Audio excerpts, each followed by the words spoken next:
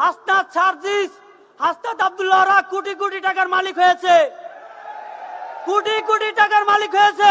কিন্তু আমরা এখনো এই যে কেসের উপরে এখনো আছি।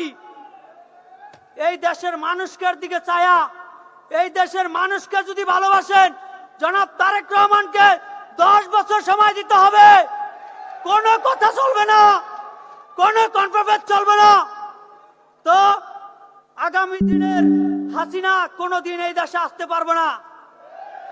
হাসিনার যদি বিচার করতে হয়, গণভোটে না জয়যুক্ত হয়েছে না, হাসানুল্লাহ কিন্তু 10 বছর শাস্তি দিছে। ভোট আমাদের আহত নিহত শহীদ পরিবারকে মতামত নিয়ে ওদের ফাঁসির রায় কার্যকর করতে হবে।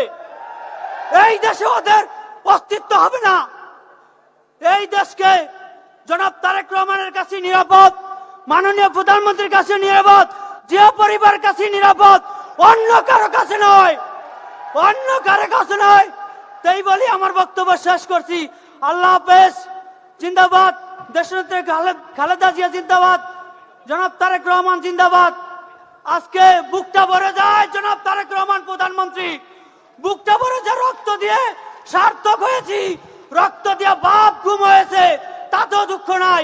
এই দেশের মানুষ যাতে ভালো থাকে এটাই কামনা করি জনাব তারেক রহমানের কাছে। ধন্যবাদ, ধন্যবাদ।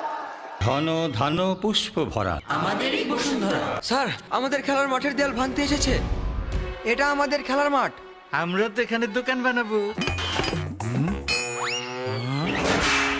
কেমন দেয়াল! দেশের 1 নম্বর সিমেন্ট বসুন্ধরা সিমেন্টে তৈরি। দেশের 1 number cement Bashundhara cement. Bashundhara cement, প্রজন্মের বন্ধন।